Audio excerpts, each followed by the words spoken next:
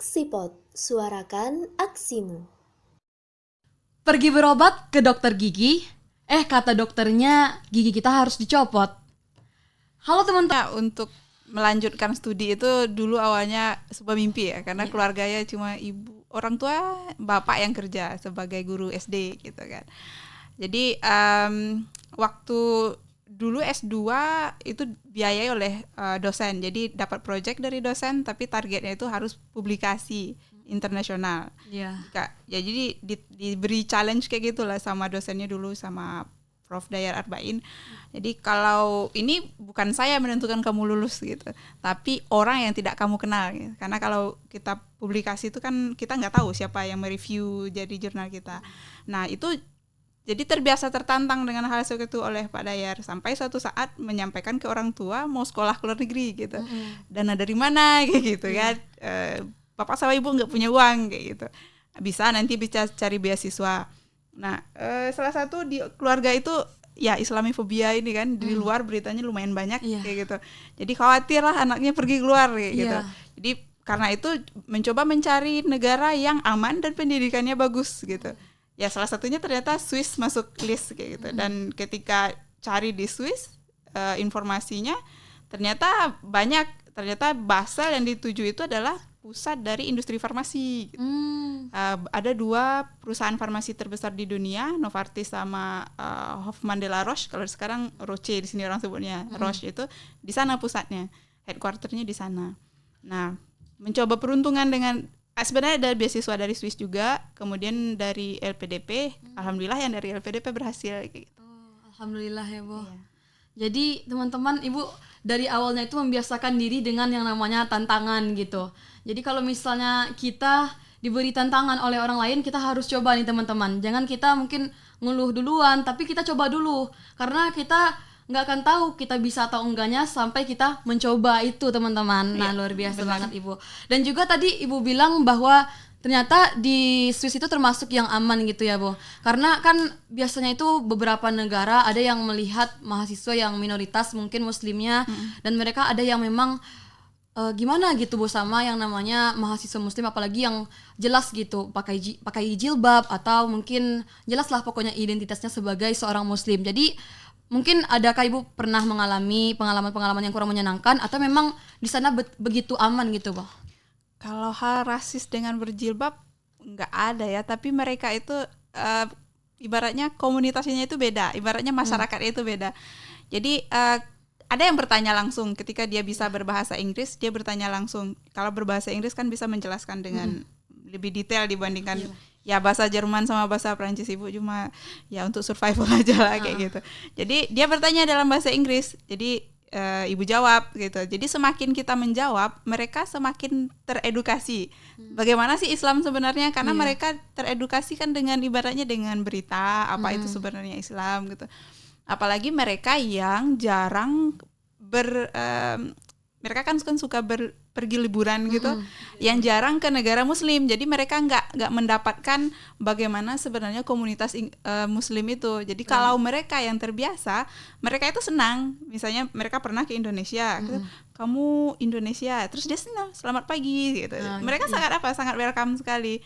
Ada juga yang nenek-nenek dari jauh senyum aja gitu, karena Ibu kan suka berjilbab itu nggak mono warna, sekarang suka warna-warni kayak gitu kan. Apalagi pas musim winter gitu, musim dingin kan suasananya memang berkabut gitu kan, nggak menyenangkan. Jadi biasa berwarna-warni. Jadi mereka jadi melihat warna kayak gitu. Jadi nggak ada sih sejauh ini selama di sana nggak pernah yang aneh-aneh ya. Mungkin di negara tetangga ada teman yang mengalami hal seperti itu, tapi alhamdulillah yang Ibu sendiri nggak pernah. Alhamdulillah nggak pernah. Berarti alhamdulillah aman ya Bu. Ya, dan aman. Memang luar biasa berarti ya Bu di sana, toleransinya juga. Asalkan kita jangan tertutup. Jadi ketika orang bertanya, jawab saja. Dan jangan kita merasa defensif dengan pernyataan mereka atau pertanyaan mereka gitu. Kita welcome aja, mereka pun welcome kayak gitu. Karena mungkin memang mereka itu bertanya karena memang mereka juga ingin tahu sebenarnya apa yang sedang kita anut dan bagaimana sebenarnya Muslim itu kan ya Bu. Iya, mereka kan nggak tahu gitu. Mereka dapatnya dari berita. Jadi ya berita tahu kita kan bahasanya bagaimana. Iya, gitu. jadi kadang berita memang ada juga yang menyudutkan Islam dan mungkin mereka lebih banyak melihat berita-berita yang seperti itu gitu kali ya Bo. Dan mungkin di sanalah Ibu melakukan yang peran meluruskan bagaimana yang sebenarnya Islam itu ya Bo. Jadi ya sedikit. Jadi ada semacam cerita juga nih dari Ibu teman-teman di luar negeri juga. Yang penting kita tuh terbuka. Kalau ditanya ya kita jawab gitu. Jangan sampai kita tertutup sehingga justru mereka semakin ragu atau semakin canggung dengan kita. Intinya kita harus terbuka dengan apapun pertanyaan yang mereka berikan. Jangan sampai kita juga menutup diri gitu ya Bo. Nah mungkin itu terkait cerita beberapa tentang mungkin mahasiswa yang minoritas agamanya di negara tersebut gitu ya Bo. Dan mungkin selanjutnya Bo, sebagai seorang perempuan gitu ya Bo, apakah mungkin Ibu pernah gitu mengalami yang namanya pergolakan izin dari orang tua? Karena kan apalagi Indonesia culture-nya itu kalau anak perempuan jangan ini gitu. Dan apalagi perempuan orang tuanya kayak ibaratnya suka cemas gitu dengan anaknya yang pergi jauh dan memang lebih benar-benar dijaga gitu anak perempuannya kalau di Indonesia gitu Bu. Apakah mungkin sebelum Ibu pergi ada dari orang tua Ibu yang nggak usah lah kuliah di sana, yang dekat-dekat aja gitu? Ada nggak kira-kira tuh Bu? Ada. Wah, sangat ada ya Bu. Itu pergolakannya sampai jadi Ibu ingin sekolah ke luar negeri itu gara-gara salah satu dosen itu mengadakan seminar internasional memang dari luar itu lebih dari 5 negara lah pesertanya ya, bukan pembicaranya saja. Itu ASOM dengan tahun 2007 waktu itu. Jadi terekspos dengan banyak peneliti dari luar yang datang kan. Jadi waktu itu bahasa Inggris masih ya saya amburadul lah kayak gitu kan. Jadi pernah ngomong ke orang tua sekolah ke luar negeri gitu, nggak dapat izin.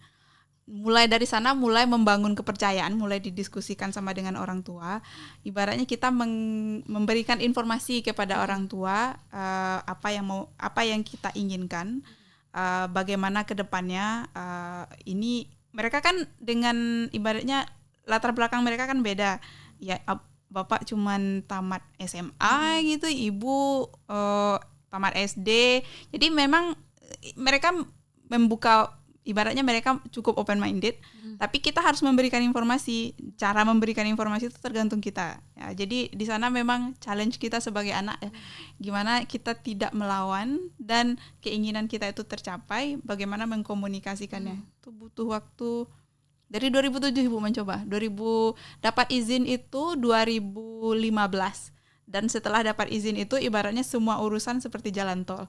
Seperti dapat jalan tol gitu. Itu ibaratnya luar biasanya restu dari orang tua ya, restu Bo. dari orang tua ketika sudah full gitu. Kita bakal dapat tol langit istilahnya. Jalur langit gitu ya. Jalur langit ya kayak gitu. Jadi ibaratnya lama juga gitu perjuangan untuk membangun kepercayaan dari orang tua gitu ya Bo. Yang penting tadi seperti yang Ibu bilang, bagaimana kita mengkomunikasikan, menjelaskan kepada orang tua kita apa yang kita inginkan dan mungkin juga apa yang akan kita lakukan di negara tersebut. Karena orang tua kita kan misalnya pendidikannya belum tentu tinggi gitu kan ya Bu. Mungkin teman-teman juga di sini yang nonton itu mungkin ada pernah di fase-fase mungkin sebelum ada yang mau masuk kuliah gitu kan Bu, pengen jurusan ini tapi orang tuanya pengen yang ini karena orang tuanya nggak paham dengan jurusan yang diinginkan oleh anaknya. Jadi itulah ya beberapa tips dari Ibu bahwa kita tuh harus pertama bisa membangun kepercayaan dari orang tua dan juga bagaimana kita mengkomunikasikan dengan orang tua. Nah mungkin terkait dengan mengkomunikasikan dengan orang tua ini gitu ya Bu, bagaimana sih cara Ibu dengan menjelaskannya itu gitu Bu, karena mungkin ada juga nanti yang teman-teman yang bertanya gitu, kadang sudah dijelaskan gitu, saya ingin ini gitu ke orang tua, tapi ternyata orang tuanya belum paham juga. Apakah mungkin ada yang masih salah dari kita atau penyampaian kita, atau bagaimana menurut Ibu kalau misalnya teman-teman yang lagi nonton podcast ini menghadapi situasi seperti itu gitu Bu? Ibu mungkin pengalaman dari orang tua Ibu ya. Iya Bu. Jadi kalau bapak itu pertanyaannya, Ibu kan orang sering ke lapangan, ke masuk hutan naik gunung kayak gitu. Kadang sering juga kadang sama pembimbing Ibu itu dulu beliau misalnya bagus penelitiannya, kan Ibu asisten peneliti waktu itu. Kalau bagus penelitiannya dikasih semacam voucher untuk pergi seminar ke luar negeri. Wah, Masya Allah. Jadi biasa, Bu. Dari pengalaman itu selalu pergi ke bapak sama ibu cerita gitu, apa yang dilakukan waktu itu, bagaimana pengalamannya, sering bercerita kayak gitu. Jadi kita nggak menggurui orang tua, jangan pernah menggurui orang tua. Jadi kita bercerita aja seperti kita punya teman, anggap orang tua sebagai teman. Jadi kita nanti beliau akan terbuka keluar pertanyaan bermacam-macam. Nah dari bapak itu yang selalu pertanyaannya, sholat kamu bagaimana? Selalu sholat ditanyakan. Kalau sholat di sana begini, dijelaskan bagaimana kita melaksanakan sholat, dan itu ternyata jadi penilaian bagi si bapak. Oh berarti anak ini dia tetap amanah gitu. Jadi amanahnya dilihat dari sholat. Kalau bapak dilihatnya dari sholat. Iya. Bisa nggak anak ini jaga sholatnya kayak gitu? Atau sholatnya bolong-bolong selama dia pergi, atau pas ke hutan, ke lapangan, atau pas keluar negeri itu bagaimana? Kemudian kalau ibu bertanya, kalau kamu ambil ini nanti ya ibu lah ya, kamu makannya gimana, uangnya bagaimana, terus kamu tinggal di sana dengan lebih siapa kayak gitu, lebih detail lagi kan. Kamu mau jadi apa nanti kalau ambil ini, segala macam. Jadi kita jelaskan, jadi mimpi kita itu kita jelaskan ke orang tua. Kan kita kadang meninggalkan orang tua ya kalau hal-hal bercerita seperti itu, karena kita lebih bercerita sama teman kita atau orang yang lebih, tapi orang tua kita itu butuh sesuatu, ibaratnya keberadaan beliau itu walaupun kita udah besar, dia masih ada kayak gitu. Kadang kan merasa ditinggalkan orang tua itu. Itu yang membuat mereka sedih sih. Dan itu yang dibangun waktu itu. Oke. Jadi tadi saya ambil dari penjelasan Ibu, ini mungkin pesan juga bagi kita teman-teman yang sibuk dengan kegiatan kita di kampus, entah itu kuliah atau organisasi.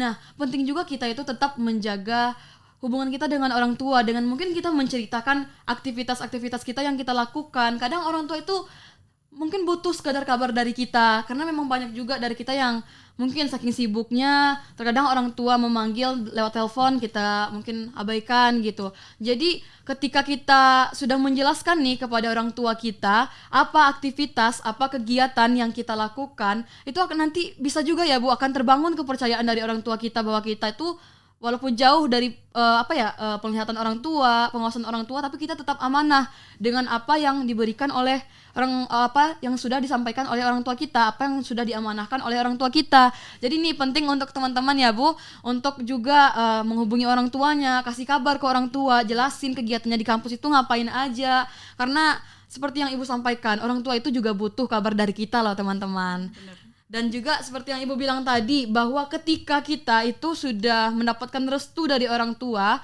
dan kita juga sudah berhasil membangun kepercayaan dari orang tua, maka ibaratnya apa yang kita lakukan itu seperti jalan tol gitu teman-teman. Seperti kita itu mendapatkan segala sesuatu itu dari jalur langit, dimudahkan teman-teman. Jadi ini penting banget ya untuk teman-teman semua yang nonton, agar mungkin yang belum nelpon atau ngabarin orang tuanya terkait kegiatan yang dilakukan, silahkan sekarang ngabari orang tuanya. Nggak pulang kampung, Ya, jadi ketika kita weekend, kalau misalnya pulang kampung mungkin bisa pulang kampung, tapi kalau misalnya nggak ada kegiatan ya mungkin nelpon sama orang tua gitu ya Bu, kita berbicara dengan orang tua kita. Oke, nah luar biasa, terima kasih ya Ibu atas penjelasannya gitu.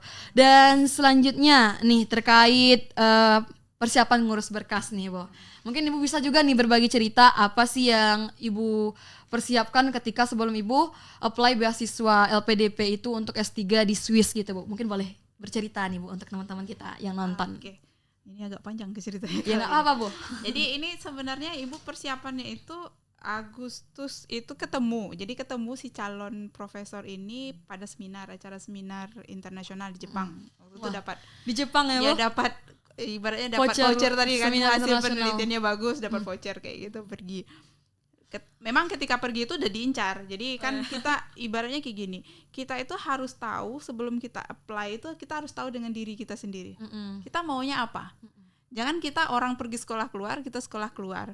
Karena sekolah di luar itu bukan semudah yang seindah seperti foto-foto yang ada di, mungkin bukan. Yang sering orang lihat tuh, wah dia libur atau ke tempat-tempat indah aja gitu. Sebenarnya ya, itu tuh sekeliling kampusnya dia kan. Nah kita kan nggak tahu yang gitu. Di dalam kampusnya itu hanya bonus ya. Iya. Jadi keluar dari kampus kita rasa holiday kayak gitu kan. Jadi kenali diri kita maunya di mana, dan dari sana kita mulai mengidentifikasi universitas mana yang kita mau tuju. Kalau S3 itu profesor mana yang profesornya lebih dinilai. Jadi karena ini kan ada proyeknya nanti, Nah, kita butuh rekomendasi si profesor ini kunci utama kalau S3. Kalau S2 itu kita harus tahu universitas mana yang kita tuju. Kenapa kita menuju universitas tersebut. Jadi karena itu nanti jadi alasan pas diwawancara kan. Kenapa kamu pilih ini? Kenapa enggak ini? Kenapa harus di luar? Kenapa enggak di dalam negeri? Bisa juga seperti itu pertanyaannya. Jadi kuatkan yang itu. Nah, yang utama itu sebelum itu kita bahasa Inggris. Kalau ibu memang sejak 2007 itu tahu sudah ngomong langsung sama native kan, ya udah kayaknya kurang, ini perlu ditingkatkan. Memang berlahan-lahan dengan kesibukan juga. Untuk les itu kan butuh duit juga ya, kita nggak mungkin minta lagi sama orang tua waktu itu. Jadi segan kayak gitu, gimana lah ya. Ya udah. Bahasa Inggris dari awal. Jadi 2007 itu ketemu 2015 ya, kan 2007 itu ketemu, langsung diskusi mengenai kemungkinan untuk sekolah di sana S3. Dia sudah ada project kata dia, tapi dia nggak punya biaya karena ibu nggak bisa bahasa Jerman, berarti kan nggak bisa jadi asisten peneliti. Asisten dosen lah istilahnya untuk praktikum. Jadi di sana itu yang S3 itu yang jadi asisten untuk praktikum, anak S1, anak S2 gitu. Mereka digaji. Tapi ada berbahasa Jerman, kalau di sana S1-nya bahasa Jerman kan. Ibu nggak bisa, jadi nggak bisa mereka mengkasih biaya hidup untuk itu. Jadi harus dari ada beasiswa. Nah, dari LPDP waktu itu ada 2 waktu itu diusulkan LPDP atau dari beasiswa dari Swiss. Nah, beasiswa dari Swiss ini waktu itu waktunya mepet. Kalau jadi udah dikasih tahu sama si profnya, kalau nggak tembus yang beasiswa Swiss berarti yang LPDP yang dari Indonesia, ibu bilang kayak gitu. Nah, dari sana mulai kontak dengan si prof, kirim CV. Jadi CV kita itu penting. CV itu pengalaman kita yang berhubungan dengan akademis, itu penting. Kemudian apa yang capaian kita di sana juga penting di sana, di dalam CV tersebut. Dari CV itu dilanjutkan ke fakultas, ternyata semuanya oke, bisa daftar pas macam, akhirnya dikasih judul, daftar ke universitas tersebut sambil persiapan bahasa Inggris juga karena harus ada TOEFL atau IELTS gitu. Waktu itu ibu akhirnya menggunakan TOEFL karena TOEFL yang memenuhi syarat waktu itu. IELTS ibu nggak memenuhi waktu itu. Dan dari sana nggak diminta syaratnya karena sudah ketemu sama si profnya. Jadi kita bisa komunikasi langsung, si profnya merasa kamu bisa dengan saya dengan bahasa Inggris seperti ini gitu. Jadi nggak terlalu peduli dia dengan yang namanya sertifikat apa segala macam. Itu sambil ketika dapat positif itu sambil ngurus LOE, ibu urus ijazah untuk sertifikat juga untuk IELTS sama TOEFL. Cek juga update di LPDP. Jadi informasi selalu diupdate di LPDP. Ternyata aturannya berubah ketika itu. Essay-nya itu kalau keluar negeri harus bahasa Inggris tahun 2015 itu. Untuk submitnya 2016 waktu itu. Nah, akhirnya essay semuanya, aplikasi yang keluar negeri semuanya dalam bahasa Inggris. Ya udah dibuat semuanya dalam bahasa Inggris. Itu apply-nya itu kalau nggak salah ibu lupa Maret atau April kayak gitu.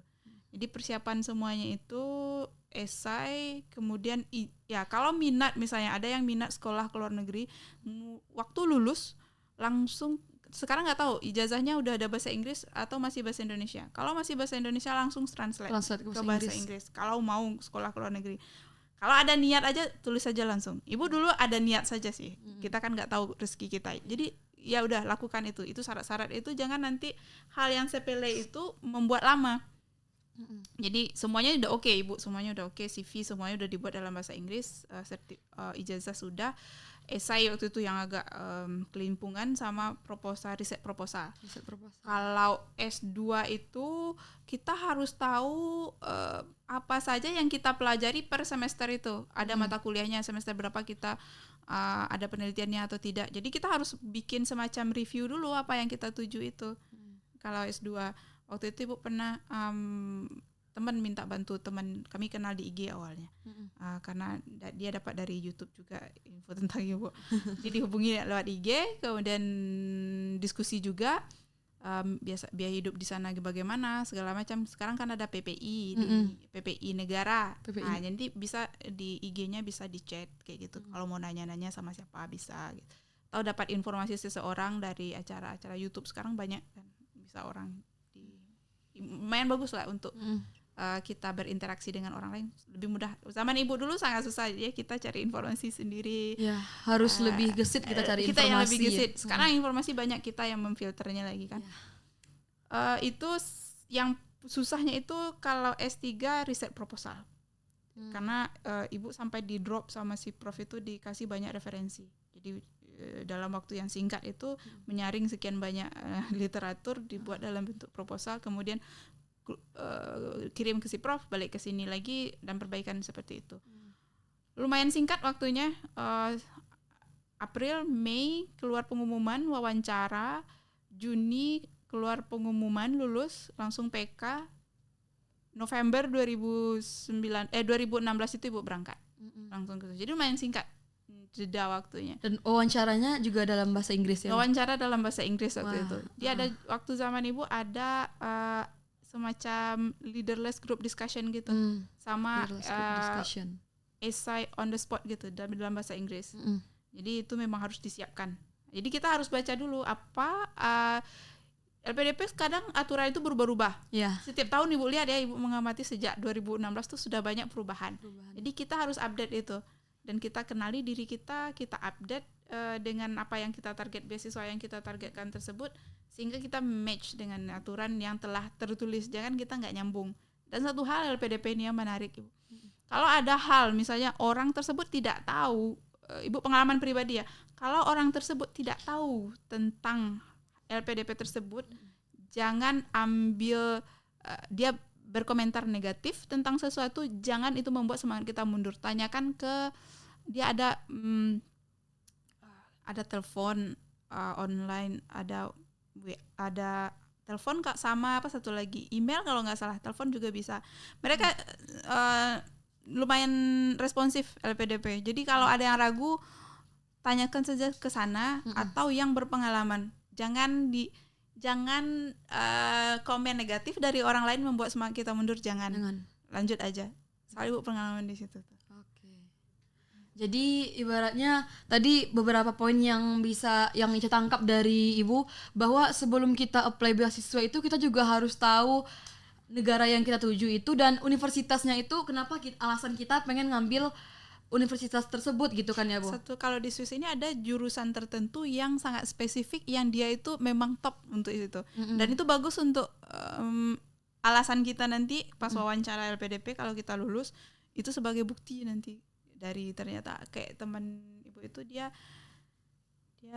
ada tentang apa ini, standarisasi, dia Badan Standarisasi Nasional gini kan. Ternyata memang jurusan itu yang terbaik itu rekomendasinya emang di Swiss itu, di Jenewa gitu. Dan dia itu jadi alasan buat dia. Kalau ibu waktu itu karena saya formasi dan Kota Basel ini ternyata pusat farmasi gitu. Salah satu. Jadi tahu gitu hal-hal apa yang berkaitan dengan jurusan yang ingin dipilih, dan juga terkait universitas, bahkan bagaimana karakteristik dari negara tersebut teman-teman. Jadi penting kita itu untuk cari tahu dan juga update terhadap info-info yang ada gitu. Karena seperti yang ibu bilang, mungkin di zaman kita lebih banyak info-info terkait beasiswa. Namun bagaimana kita itu bisa memfilter aja lagi gitu ya Bu. Karena memang sekarang udah banyak kita bisa lihat info-info beasiswa. Apalagi kalau misalnya di Instagram itu udah banyak platform-platform yang memberikan info-info terkait beasiswa ke luar negeri. Bahkan juga udah ada PPI gitu ya Bu, di setiap negara. Kalau misalnya kita pengen contohnya kuliah ke Turki, ada PPI Turki, bisa kita hubungi kakak-kakak yang ada kuliah di sana, bertanya terkait apa aja yang dibutuhkan untuk bisa kuliah di negara tersebut. Jadi memang bagaimana kita itu sekarang bisa lebih gesit dan apa ya, bisa kita itu memfilter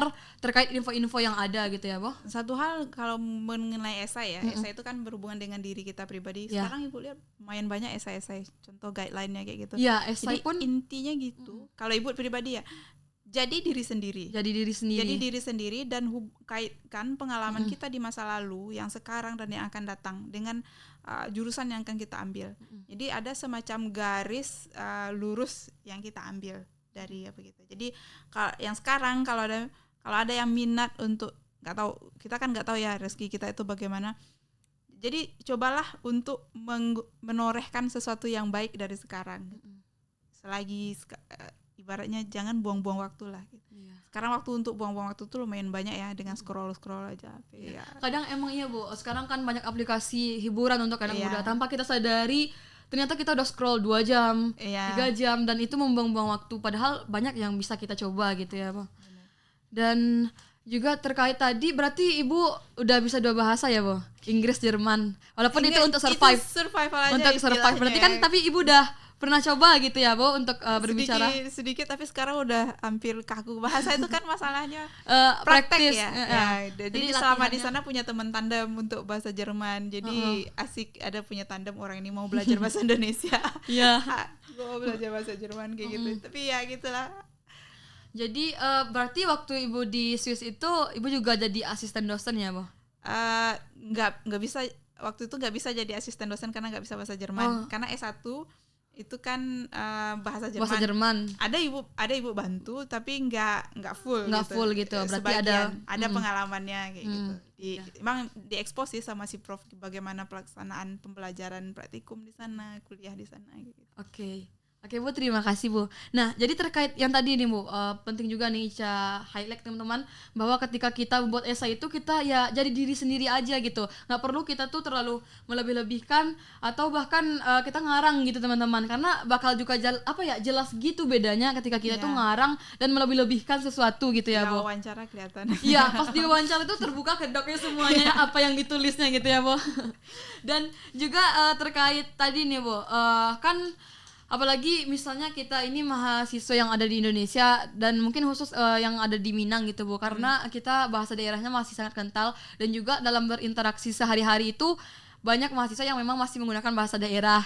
Nah, menurut Ibu itu gimana sih? Kalau Ibu sendiri gimana cara belajar? Dan mungkin teman-teman itu yang sekarang lagi sibuk gimana sih mempersiapkan untuk bahasa ini? Karena bahasa itu juga merupakan suatu hal yang penting untuk kita survive juga kan ya Bu, seperti yang Ibu bilang. Jadi gimana sih kalau Ibu kemarin itu perjuangan dalam belajar bahasa? Karena ada juga beberapa orang yang katanya dalam 1 hari itu ngafal kosakata 50 gitu lah Bu. Kalau Ibu gimana dulu itu Bu? Sehingga dari yang Ibu merasa ini kurang bahasa Inggrisnya sampai akhirnya nyobain bahasa Jerman juga gitu Bu. Melewati dari hal yang Ibu pikirkan sebelumnya gitu Bu. Ya, sebenarnya Swiss ini Ibu ngambil pelajaran tentang bahasa ini juga sih. Untuk informasi, Swiss ini 4 bahasa kan. Jadi minimal mereka tuh bisa 2 bahasa. 2 bahasa. Minimal. Kebanyakan mereka bisa 3 bahasa sampai 5 bahasa gitu. Jadi kita sebenarnya ya juga kan Minang dan bahasa Indonesia. Jadi kita udah Indonesia apa? Cuman sayang Minang belum bahasa apa kan. Dia kan ada Jerman, Prancis, Itali sama Roman. Satu Roman yang paling sedikit kan. Nah, kalau Ibu lihat ya cara mereka itu belajar di sana itu bahasa itu itu kebiasaan.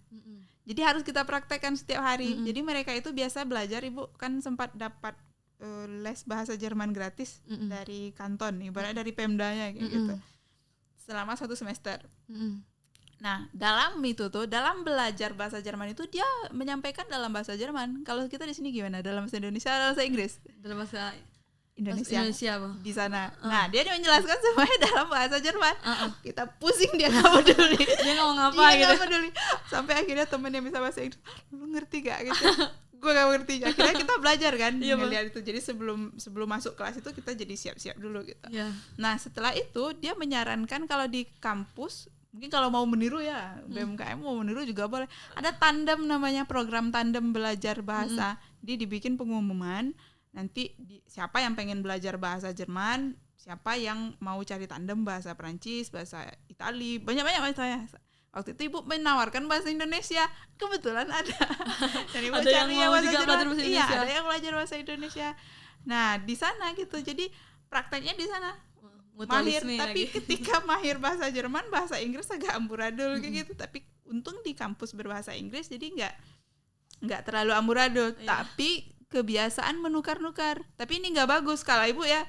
Kalau Ibu pernah cerita sama teman juga, tidak setuju menggunakan bahasa yang dicampur bahasa Indonesia dan bahasa Inggris misalnya. Kayak sekarang Jakarta, bahasa apa itu? Yang karena tensisnya itu nggak bagus, jadinya nggak terjaga. Kalau menurut Ibu, jadi nyampur itu nggak bagus. Jadi kalau mau bahasa Inggris aja. Kalau mau bahasa Indonesia aja. Bahasa Minang aja. Kalau mau campur-campur, tapi syaratnya ketika kita mengganti sesuatu itu kita paham. Jadi orang Swiss itu dia mudah aja. Kayak si Prof itu dari bahasa Jerman ke bahasa Prancis, nanti ketemu lagi bahasa Inggris, terus bahasa sedikit bisa dia berbahasa Itali kayak gitu.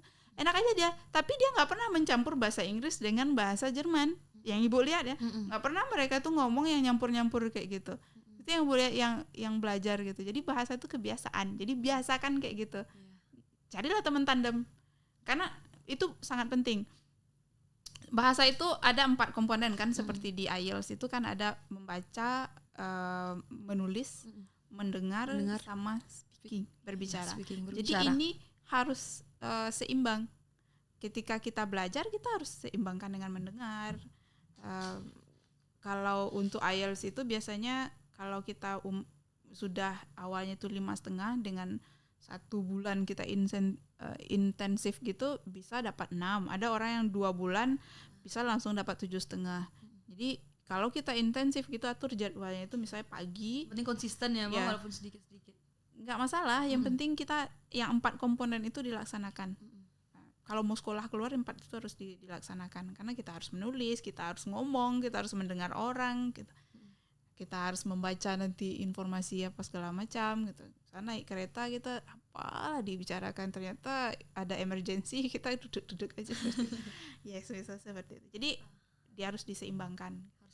Carilah teman tandem supaya itu bisa kita praktekkan. Kalau Ibu dulu dalam seminggu itu minimal 1 kali ketemu gitu. Iya. Jadi emang penting juga ya Bu punya teman yang emang sevisi lah ibaratnya. Jadi mereka itu ketika kita pengen latihan, dia juga berkemauan yang keras, berkemauan tinggi, akhirnya kita juga bisa saling bermutualisme gitu, saling menguntungkan hubungan kita gitu ya Bu. Nah jadi emang teman-teman juga harus, ini teman-teman, kita dalam memilih lingkungan itu juga harus gitu, jangan sampai kita larut dalam misalnya lingkungan yang toksik. Kalau misalnya kita udah ada dalam lingkungan yang toksik, ya udah kita tinggalkan aja gitu. Karena kita harus pandai memilah bahwa kita tuh butuh juga berkembang dengan menggunakan lingkungan yang kita sering gitu ya, Boh. Ibaratnya keluar dari comfort zone itu. Iya, keluar dari zona nyaman dan juga cari lingkungan yang bisa support gitu. Apa yang kita inginkan dan apa yang ingin kita capai gitu. Nah, mungkin itu terkait dengan bahasa. Cuma tadi kan Ibu bilang kalau yang bahasa Jerman ada dapat beasiswa les dari Pemda gitu ya, Bu. Kalau yang bahasa Inggrisnya di sela-sela kesibukan pernah nggak Ibu gitu? Untuk waktunya kapan gitu kalau Ibu belajarnya? Nah, mungkin ini juga berhubungan dengan pertanyaan selanjutnya, Bu. Sebagai seseorang yang ini fokusnya kan berarti lebih ke mahasiswa ilmu kesehatan gitu ya, Bu. Di farmasi. Ica pun juga sebenarnya mahasiswa ilmu kesehatan masyarakat, Bu. Jadi emang kesehatan juga, dan sekarang mungkin butuh juga nih dari Ibu dan teman-teman semua yang nonton di sini itu bagaimana agar kita itu fokus dan tetap semangat dengan bidang yang udah kita pilih dan kita tekuni gitu, Bu. Karena kan ada kalau mahasiswa itu ibaratnya ngeluhnya itu kalau udah mulai susah sedikit atau mulai mendapatkan sesuatu yang mungkin menurutnya berat gitu, kayaknya salah jurusan deh gitu katanya, Bu. Kayaknya bukan di sini deh gitu. Nah, jadi gimana sih gitu menurut Ibu bagaimana Ibu menjaga semangat dan juga bagaimana ketika Ibu kuliah Ibu belajarnya gimana gitu, Bu? Karena atau mungkin Ibu orang yang ambis atau mungkin memang Ibu punya cara tersendiri agar tetap bisa fokus sama apa yang sudah Ibu pilih gitu. Karena juga tadi dilihat dari cerita Ibu kan semangat gitu, Bu, dalam pengen keluar negeri, terus dalam penelitiannya hingga dapat voucher untuk ke Jepang hanya lewat seminar internasional gitu. Jadi gimana cara Ibu gitu untuk mendapatkan itu gitu, Pak? Ya, kalau awal-awalnya dulu sebenarnya masuk farmasi ini bukan pilihan pribadi sih, pilihan request kayak gitu lah. Dari orang tua, Bu? Bukan, dari temennya kakak. Oh, dari temennya kakak. Kemudian rekomendasi ibaratnya kayak gini, waktu kecil itu karena ibu dulu sakit-sakitan orangnya, jadi kalian tinggal di kampung, berobat ke rumah sakit, ada ke pengobat tradisional juga gitu juga sejarahnya dia Ibu gunakan ke farmasi, teman-teman. Dia gunakan tumbuhan dikasih campur-campur, kalau kayak gini juga bisa ngobati sendiri kayak gitu ya, adalah kayak gitu waktu kecil kan. Waktu kecil jadi orang mikirnya itu jadi dokter gitu ya. Ternyata bukan gitu kan. Nah, ketika kita kuliah itu silahkan dipelajari. Kalau sekarang kan dosennya lebih pintar-pintar lagi ya. Jadi ibaratnya ada case based method, istilahnya ada metode kasus tertentu dengan di bidang kita kemudian dibahas. Jadi kita tahu apa ke depannya. Jurusan ini apa ke depannya. Mungkin itu ikuti kuliahnya, kalau bagus ini apalah ya, ini apa maksudnya nanti. Sekarang dosen ini lebih banyak yang agak muda-muda ya, jadi asik untuk diajak diskusi kayak gitu. Jadi Tugasnya pun asik loh. tugasnya pun asik. Banyak metode pembelajaran Ibu belajar kini, ada yang gamifikasi, macam-macam, asik, mengasihkan seperti itu. Jadi kita lihat ke depan apa rencana kita dengan ini. Ada nggak sesuatu tujuan kita yang bisa diselaraskan, disamakan gitu dengan apa yang kita pelajari saat ini. Karena ketika kita sebenarnya pendidikan itu mengajarkan kita bagaimana menyelesaikan suatu masalah. Ketika ada suatu masalah dengan ilmu kita ini, ada nggak sesuatu yang kita itu merasa menjadi seseorang yang bermanfaat. Kita kenali lingkungan kita. Apa sih sebenarnya yang masalah orang sekarang atau masalah global, mungkin di lingkungan kita nggak dilihat, tapi di ilmu kita ternyata itu jadi sorotan internasional gitu. Jadi ambil dua sisi, lokal dan internasional. Ambil dua sisi itu, hubungkan dengan ilmu kita. Jadi kita harus pandai mencari korelasi segala sesuatu itu. Karena Ibu membayangkan itu, hidup itu seperti kita buat puzzle yang ada pecahan-pecahannya itu. Iya, Bang. Kan udah ada gambarnya. Iya. Tapi yang kita jalani sekarang itu ibaratnya pecahan yang itu. Nanti tergantung kita mau merangkainya seperti apa. Jadi kita nggak bisa menjudge diri kita, gue nggak suka di sini, gue kabur aja lah gitu. Coba lihat dulu, tanya dulu. Kalau memang nggak ada di sana, emang keinginan kita tuh di tempat lain yang membuat kita itu tidak bosan. Ibaratnya walaupun gagal, kita masih tetap senang. Ada orang yang menganggap bukan passion sekarang istilahnya untuk itu, bukan passion lagi, ada istilahnya Ibu lupa istilahnya. Jadi walaupun sukses, walaupun gagal, dia senang aja, dia selalu merasa tertantang, dia selalu merasa hidup gitu, dia selalu merasa bermanfaat. Jadi itu yang membuat energi kita itu ada. Ketika kita hidup ini kan banyak ya pecahan-pecahannya yang lain. Tapi ada satu pecahan yang membuat hidup kita itu selalu pengen gue pengen hidup lagi. Ibarat ada sesuatu lagi yang mau diberikan manfaat gitu. Ada sesuatu tujuan yang ingin kita capai gitu. Ingat, bermimpi itu nggak apa-apa menakutkan diri kita. Kalau mimpi itu menakutkan kita mempunyai mimpi yang seakan-akan takut kita untuk mewujudkannya, berarti itu yang bagus mimpi kita. Karena itu membuat kita selalu waspada dan pengen mencapainya gitu. Kita waspada, takut, tapi pengen mencapainya gitu. Itu mimpi yang bagus. Jadi jangan mimpi itu nanggung. Kalau istilahnya kadang ngomong, jangan mimpi itu nanggung. Gak apa-apa mimpi tinggi-tinggi aja ya, Bu. Apa. Dan bahkan Ica pernah juga dengar, Bu, mimpi itu belum tinggi namanya kalau belum diremehkan sama orang gitu ya, Bu. Iya, kalau ada satu lagi, mimpi itu belum bagus kalau belum menakutkan kita. Iya. Mimpi itu belum belum bagus kalau belum membuat kita itu takut dan waspada. Takut gitu. kita gitu. Jadi, karena kalau kita udah waspada, kita ada muncul keinginan untuk mencapainya dan terus mencobanya gitu ya. Ibaratnya kalau kita menyenangkan, ibaratnya di posisi nyaman itu kan kita nggak pernah bertumbuh. Iya. Ketika seseorang keluar dari zona nyamannya itu, dia akan merasa ketakutan awalnya. Ketika dia merasa ketakutan, dia pengen menghilangkan ketakutan itu. Akhirnya dia mencari tahu apa yang harus dia lakukan. Ketika dia mencari tahu apa yang dia lakukan itu, dia mulai bertumbuh. Di saat dia bertumbuh itulah dia memberikan kontribusi. Bisa memberikan kontribusi. Jadi kita mengenal diri kita saat diri kita itu takut. Jadi rasa takut itu enggak selalu. Kayak ada rasa insecure kayak sekarang, ya biasa aja, kita kan bukan manusia yang sempurna. Iya. Jadi ingat, Ibu suka sekali dengan apa itu. Keluar dari zona nyaman itu membuat kita takut, dan saat kita takut kita berusaha untuk survive, untuk bertahan hidup. Dan saat kita melakukan sesuatu untuk bertahan hidup, kita melakukan sesuatu untuk berkembang.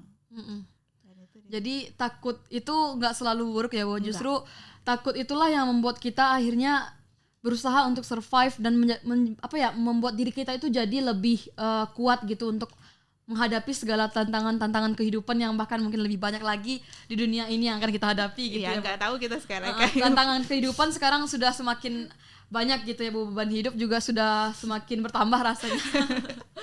Dan juga nih Bu, terkait tadi yang juga udah Ibu bilang teman-teman, bahwa ketika kita agar kita semangat juga dalam menekuni apa yang sudah kita pilih. Nah, mungkin kita bisa lihat dari masalah yang ada di sekitar kita, lalu kita lihat dari ilmu yang kita pelajari ini apa sih yang bisa berhubungan untuk menyelesaikan masalah tersebut gitu, sehingga kita bisa menjadi orang yang bermanfaat lewat bidang yang kita tekuni tadi, kita pilih tadi gitu. Jadi masalah pun itu kan pendidikan, seperti yang Ibu bilang, pendidikan itu Untuk menyelesaikan masalah gitu. mencari solusi lah gitu. Ya, mencari solusi dari masalah yang ada gitu ya, Bu. Sehingga kita menjadi orang yang lebih baik. Vibes peneliti banget, Ibu. Dan oke, ada lagi, Bu? Mungkin kemarin ada yang unik ya dari persyaratan untuk mendaftar di Swiss ini, ijazah SMA. Ibu nggak tahu, mungkin tiap negara dia punya hal-hal yang unik itu pendaftarannya. Kalau di Swiss itu Ibu ngeliat yang uniknya, ijazah SMA dia minta. Jadi ijazah SMA itu waktu sempat itu yang agak bolak-balik waktu itu ditranslate ke bahasa Inggris, dan dia minta yang aslinya gitu. Jadi ibaratnya ijazah itu jangan dijaga dengan baik. Memang kalau dokumen penting itu, walaupun kan sekarang ada juga yang bilang ya Bu, ijazah SMA itu untuk apa lagi gunanya? Karena yang bakal ditanya apa sertifikat wisuda atau apa, tapi pasti yang namanya dokumen penting itu teman-teman bakal ada waktunya dipakai dan berguna juga gitu ya Bu. Nah, mungkin ini juga Bu, terkait ketika beasiswa itu Ica pernah menemukan gitu Bu, ada beberapa pertanyaan terkait apa sih rencana kamu 5 tahun ke depan, apa yang kamu ingin lakukan 5 tahun ke depan. Nah, kalau Ibu menemukan pertanyaan-pertanyaan seperti itu, kira-kira Bu, Ibu ingin menjawab dengan seperti apa? Dan mungkin juga tips untuk teman-teman yang pernah mendapatkan pertanyaan itu ketika ingin apply beasiswa, apa sih Bu seharusnya yang kita buat dan yang benar untuk dibuat gitu Bu? Oke. Ini dulu Ibu kan kebetulan fokusnya di bahan alam ya. Ya, di biologi farmasi. Jadi bagaimana kalau orang menggambarkan bagaimana kita membuktikan bahwa tanaman ini benar-benar berkhasiat. Jadi bukan semacam cerita nenek orang dahulu gitu, atau mitos belaka. Mitos buktikan kayak gitu. Secara ilmiah. Jadi kita buktikan secara ilmiah. Jadi selain itu kita kan kaya. Negara Indonesia semua orang tahu Indonesia kaya, ibarat mega biodiversitas gitu kan. Tapi seandainya yang kekayaan alam yang kita punya ini tidak dikelola dengan baik, terus orang lain yang mengelolanya, terus kita mau jadi buruh aja di negara kita sendiri. Itu yang yang agak mengganggu waktu itu. Kemudian ada penyakit-penyakit, mungkin silahkan nanti kan Ica juga di bagian kesehatan masyarakat. Iya, apa penyakit yang sebenarnya penyakit itu obatnya nggak ada, tapi yang dikasih sekarang itu cuma untuk menghilangkan simptom gejalanya aja, tapi tidak mengobati misalnya gitu. Dan penyakit itu cuma ada di Indonesia atau negara-negara miskin. Nah, sedangkan kita punya bahan alam. Ya, bahan alam kita melimpah ya. Kita punya ilmunya, kita punya penyakit ini. Yang peduli dengan ini nanti apakah orang luar atau kita di dalam yang mau cari solusi. Jadi pecahan itu yang Ibu gabungkan. Nah, jadi untuk itu kan butuh kita pengalaman. Kita mungkin sekarang waktu itu koneksi keluar itu karena kita untuk berbagi ilmu gitu kan, update-nya itu berbeda-beda di tiap negara. Jadi kita pergi keluar itu bukan berarti negara kita nggak bagus gitu, tapi kita belajar juga dari mereka bagaimana pendekatan yang mereka ambil gitu.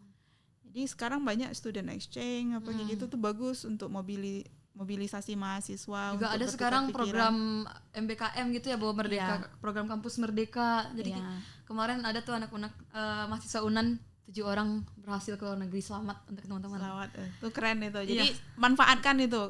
Jadi silahkan digali pendekatan kita secara edukasinya, pendidikannya. Jangan, boleh dong liburan kan, pas weekend itu. Kalau di luar itu, kalau di Swiss itu terkenal work-life balance. Jadi antara kehidupan dan bekerja itu harus seimbang. Jadi nggak boleh kita fokus kerja aja sampai stres aja, enggak. Harus seimbang antara kehidupan keluarga. Nah, bagaimana kita melihat itu? Jadi itu yang Ibu waktu itu yang Ibu jadi proposal untuk ke depan. Saya mau bergerak di bidang ini, bagaimana mencari obat alternatif gitu. Karena masih alternatif untuk di Indonesia ya.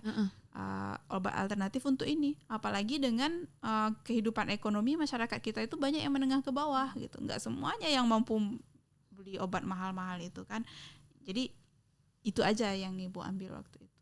Oke, luar biasa banget Bu. Jadi pesan Ibu tadi, dengan kekayaan alam kita yang melimpah, jangan sampai kita justru jadi buruh di negara sendiri gitu. Kita harus bisa memanfaatkan apa yang sudah disediakan oleh alam Indonesia yang begitu kaya. Karena memang banyak sekali sebenarnya potensi dari bangsa kita ini yang bisa kita manfaatkan.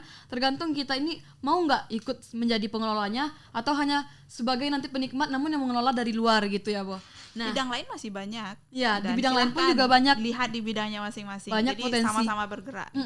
Mau di kesehatan, ekonomi, semuanya itu masalah mungkin banyak ditemukan di Indonesia. Kita tinggal milih mau menyelesaikan yang mana gitu ya, Bu. Nah, mungkin tadi Ibu juga sudah jelaskan terkait cerita di Swiss gitu ketika kuliah, dan juga tadi Ibu juga sudah jelaskan tentang bagaimana Ibu mengurus berkas dan izin orang tua, dan banyak juga tadi Ibu bercerita tentang perkuliahan dan beasiswa terkait PhD di University of Basel gitu ya Bu. Nah mungkin karena sudah jelas banget penjelasan dari Ibu tadi, nah kita masuk nih Bu ke pertanyaan terakhir untuk Ibu dari teman-teman semua yang nonton podcast nih Bu. Motivasi gitu Bu. Lebih ke motivasi ya, bukan pertanyaan motivasi Ibu, motivasi untuk teman-teman yang nonton gitu ya Bu. Gimana mereka yang mungkin sekarang punya niatan untuk kuliah ke luar negeri namun masih bingung, masih bimbang atau masih ragu.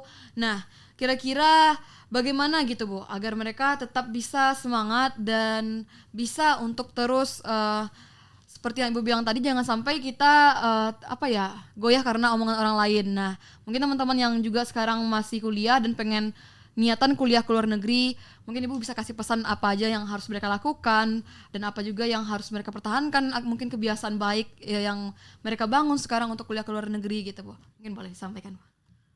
Oke. Ada hal yang basic dulu. Walau bagaimanapun ada ibaratnya portal, pagar ya. Jadi IPK itu menentukan. Nah, IPK teman-teman. Pertahankan IPK-nya. Coba lihat IPK itu umumnya kan di atas 3 ya. Kalau bisa di atas 3 Ibu pas di batas itu, pas di 3. Kalau bisa itu di atas 3 kita lulus. Nggak apa kita mundur untuk lulus, untuk mencapai IPK kita itu agak 3. Nggak apa-apa. Dan kelebihan kita kan ada di yang lain, pengalaman yang lain. Dan pengalaman itu kadang nggak dapat kita peroleh kalau kita nggak statusnya mahasiswa kayak gitu. Jadi nggak masalah. Orang semuanya tamat 3,5, kita 4 nggak apa-apa kan? Atau orang 4,5 nggak masalah. Jadi itu nggak masalah. Yang penting kita punya tujuannya. Pertama itu. Kemudian kalau keluar negeri tetap bahasa. Tetap bahasa silahkan. Dibiasakan teman-teman. Jadi mulai dibiasakan. Nanti kalau kita udah biasa, itu pengembangannya mudah. Jadi yang grammar itu seharusnya kalau udah S1 mungkin perlu diulang-ulang lagi gitu kan. Syarat sekarang kan udah ada juga kan untuk wisuda pakai TOEFL juga kan. Jadi udah terbiasa hal-hal kayak gitu. Kita target lagi. Kapan kita bikin target diri? Kapan apa target kita tahun ini? Apa yang harus kita, dan bagaimana stick to bagaimana kita benar-benar apa yang kita tulis itu kita laksanakan, jangan yang ditulis itu tinggal di rencana aja gitu. 2 itu untuk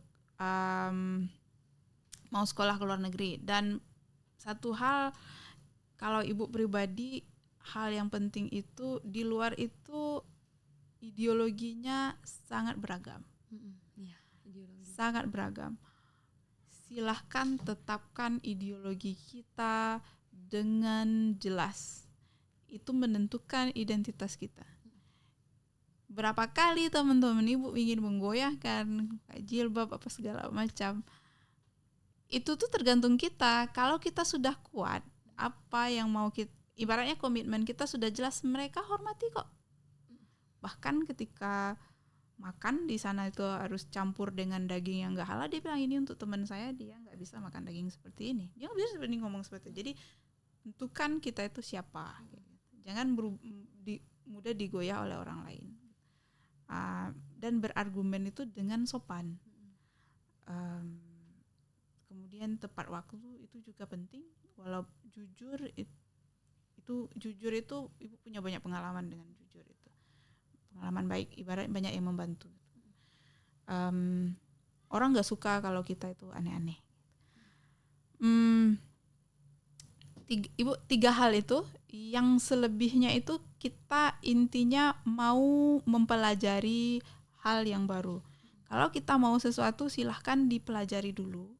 Jangan menanyakan ke orang lain pertanyaan umum yang orang sendiri menjelaskannya bingung gitu. Misalnya, ini mohon maaf kalau ada dulu yang menghubungi Ibu pertanyaannya, Bu, bagaimana saya mau sekolah di Swiss, bagaimana caranya? Gak tahu kamu maunya apa. Ibu juga gak bisa jawab kalau pertanyaan seperti itu. Sangat umum sekali. Jadi Ibu juga cerita sama teman-teman, sama gabung sama teman-teman di PPI sama yang lain. Dia juga menyatakan hal yang sama. Kalau pertanyaan seperti itu saya juga bingung mau jawabnya apa kayak gitu. Jadi carilah cari informasi, kita pelajari. Kemudian di mana kita stuck, ibaratnya bingung, itu yang ditanyakan jadi agak spesifik, kita mendapatkan jawaban yang mencerahkan kalau seperti itu. Kalau pertanyaannya umum gitu, bingung, kita sendiri bahkan pun dari bingung, usaha dia mencari aja nggak kelihatan apa gitu, ini maunya, kan bingung gitu kan, bingung menjawabnya gimana, cara menjawab nggak dijawab gimana, dijawab juga bingung kayak gitu. Jadi jangan memberikan kebingungan kepada orang gitu.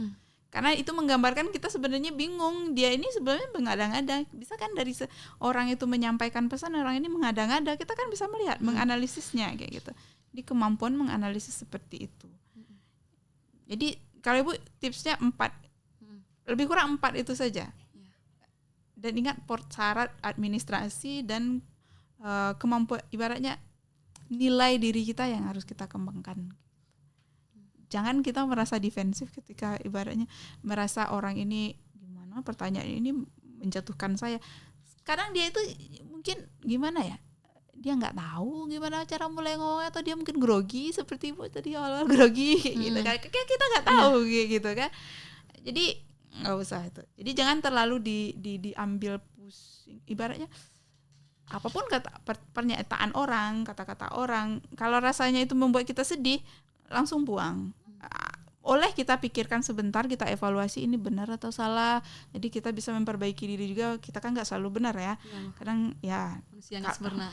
Apalagi punya jiwa muda, kadang jiwa muda itu cenderung emosi. Ibaratnya dia itu labil kayak gitu.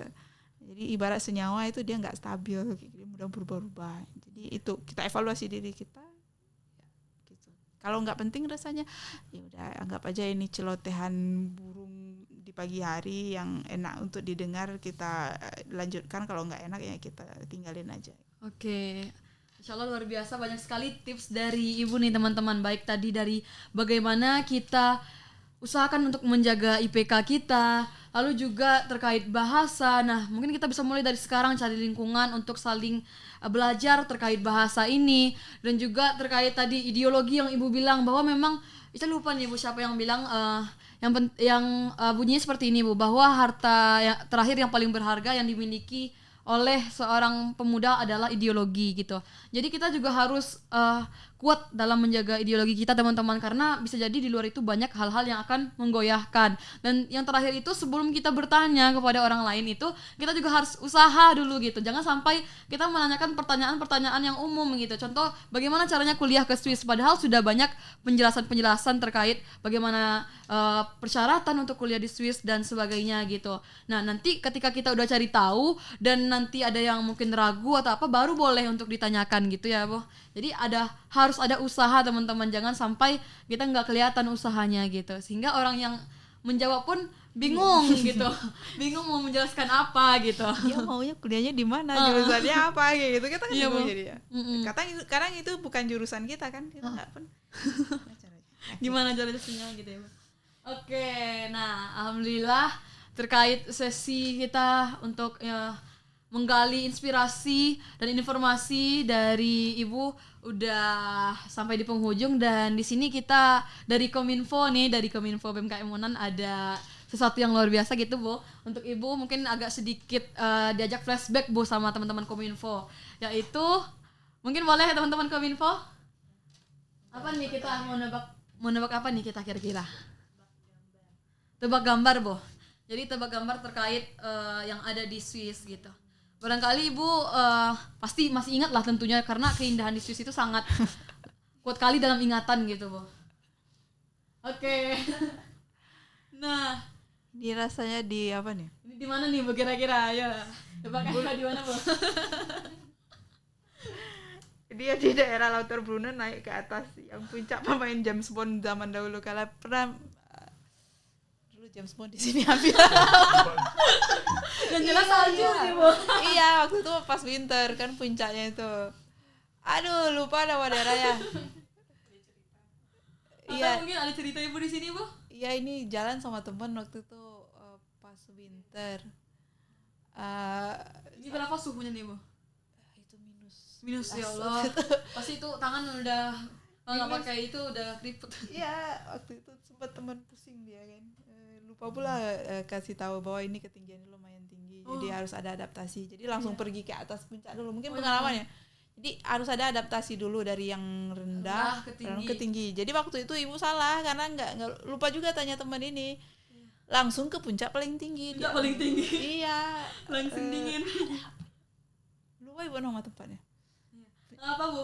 Yang penting Daerah Lauterbrunnen naik ke atas kalau ada yang mau nanti. iya. Naik kabel Ibaratnya kartnya. kalau di Turki ini namanya ada Uludağ gitu loh, Bu. Jadi Iya. emang sampai puncak itu emang sampai minus. Jadi kalau takut ketinggian di sini nggak bisa jalan di sini karena itu pinggirnya tebing. Wah. Pinggir tebing, jadi di bawah itu memang tebing. Ya, jadi kalau ngeri bakal jatuh apa segala macam. Yang takut-takut ketinggian mungkin bisa dipikirkan lagi. Iya, jangan untuk kesini gitu ya, Bu. Jangan kesini. Tapi cable car-nya itu lumayan bervariasi di Swiss itu. Teknologinya itu memang benar-benar apa ya? Memang diaplikasikan ke dunia nyatanya kayak gitu. Iya. Jadi menarik. Ya. Oke, mungkin ada lagi teman-teman? Kita tahuan. Ini di mana nih? Mau yang mana, teman-teman? Aduh, ibu kok lupa tempatnya? Ini teman-teman Kominfo nih ngasih yang nuansa putih semua. Ini Pada dendam nih karena kalau yang suka nonton Korea tahu tempatnya nih. Iya di drakor waktu itu. Aduh, serius ibu. barangkali Kenapa audiens ingat. jadi lupa?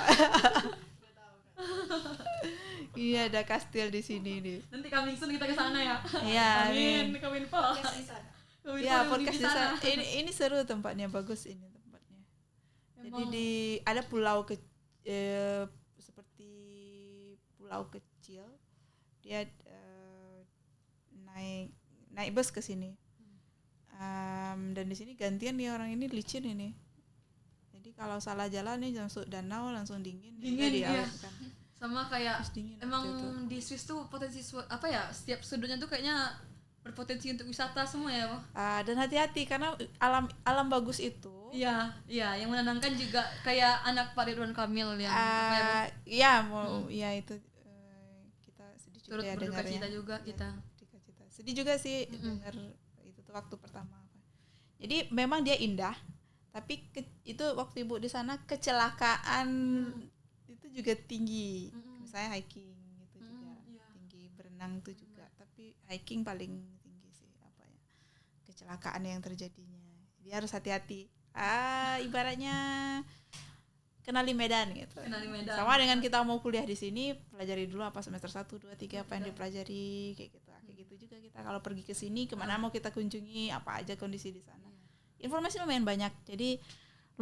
Jadi kita seharusnya enggak apa sih. Kecuali udah nasib ya. Itu beda Ibarat lagi. daki gunung gitu ya, Bu. Jadi pemula harus membekali dulu sebelum Iya. mendaki ke puncak gitu. Ini kayak asikan ngomong sama Ica, lupa nama tempatnya. Kemarin udah dihafal nih. Udah di awal. Oke, mungkin kita bolehlah yang hijau-hijau lagi teman-teman. Tahu Ibu ingat kalau yang hijau-hijau? Ini masih itu Nah, ini boleh nih. kalau ini di daerah Baselan daerahnya. Oh, di Masalan ya kan. Iya, Ibu ingat yang hijau teman-teman. Ya, ini Kalau yang putih berkabut jadi hilang juga. kalau hijau ini rasanya nggak kalah lah dengan Sumbar ya, nggak kalah sih Bu. Bagusnya nggak kalah. Apalagi kalau yang suka pergi, mungkin ibu sukanya tempat yang tinggi itu, ketinggian, suka hiking jalan gitu, nggak kalah kita. bahkan mereka iri dengan hutan kita. Iya. Mereka juga Banyak bilang teman-teman potensi. itu, Kita nanti juga- kalau aku ke Indonesia ke tempat kamu aku mau ke hutannya. Gitu. Oke. potensi kita emang banyak lagi di Sumbar ya. Ini tempat hiking di sini. Jadi di sini tempat orang barbecue lah kalau apa. Jadi bakar-bakaran ada tempatnya, kemudian ada kayunya juga disediakan. Kita bawa tempat aja. Biasa. Enak di sini. Ini misalnya kalau makan sampai menikmati keindahan alam, aduh, serasa di surga dunia. Ya surga dunia di sini. Ya memang. Jadi kalau ibaratnya di Swiss ini nggak perlu seseorang itu mempunyai, kadang kami bercanda, nggak perlu seseorang itu mempunyai kemampuan fotografi yang keren. Karena Pokoknya dia ada foto udah bagus kayak apa hasil jepretan bagus. Oke, mungkin boleh foto terakhir teman-teman? Foto terakhir. Nah yang ini Bo. Nah ini kota Basel ini. Oh ini kota. Ini yang berlalu kota lalang Baselnya. ya Bu di Iya. Jogja. Jadi ini bangunannya sudah cukup lama tahun Estetik ini. nih. Iya ini bangunannya tahun 15.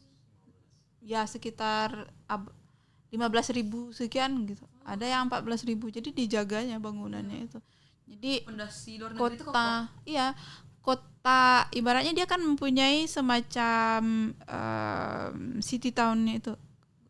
Ibaratnya ada kota, di dalam kota itu yang daerah yang dijaga ke bangunan-bangunannya itu, dan Basel ini lumayan bagus. Dan ceritanya Basel ini kalau orang farmasi kalau tahu yang dengan LSD, di sini ditemukannya LSD, di kota ini ditemukannya. Orang yang penelitian tentang itu, iya. Di bangunannya itu lumayan estetik. Iya estetik banget. Jadi emang Istilahnya gotik ya, kalau istilah dia kan Kristen ya, jadi tipikal bangunannya itu yang gotik style kayak gitu. Nah, jadi emang ya Bu kalau pun kita nggak ada kemampuan fotografi mungkin di sini udah mendukung dari udah mendukung. dari sudut Apapun yang manapun. kita jepret bagus gitu. Oke. Nah, mungkin udah selesai nih Bu tebak-tebakannya. Alhamdulillah dari 4 tebakan yang kita kasih, Ibu ingat 2. Yang itu tuh cuma Lauter Ibu lupa Brunnen tapi ingat jalannya di mana, dekat laut apa, ingat. Tapi yang ingat nama spesifik namanya ya mungkin karena berkabut di sana jadi ya, berkabut juga juga. gitu ya Bang Dimas. Oke.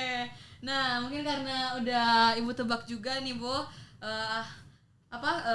Games dari Kemenfo tadi, dan mungkin di sini karena sudah udah hampir mungkin juga sejam kita diskusi jawab gitu ya, Bu. Nah, di sini kami dari BMKM Unan mengucapkan terima kasih banyak karena Ibu sudah menyempatkan waktu untuk berbagi, untuk sharing bersama kita. Dan nanti juga semoga kesempatan yang Ibu berikan untuk kami semua ini dapat teman-teman yang nonton itu dan kita juga semua mengambil ilmu-ilmunya gitu, karena luar biasa tadi yang disampaikan Ibu daging semua gitu ibaratnya teman-teman. Alhamdulillah. Jadi sekali lagi kami mengucapkan terima kasih banyak Ibu, semoga Sama-sama, sukses dalam aktivitasnya. Dan terakhir teman-teman semua yang nonton podcast ini jangan lupa untuk subscribe channel YouTube BMKM Unan Channel, dan saya Hairunisa sebagai host terlebih dan kurang mohon maaf.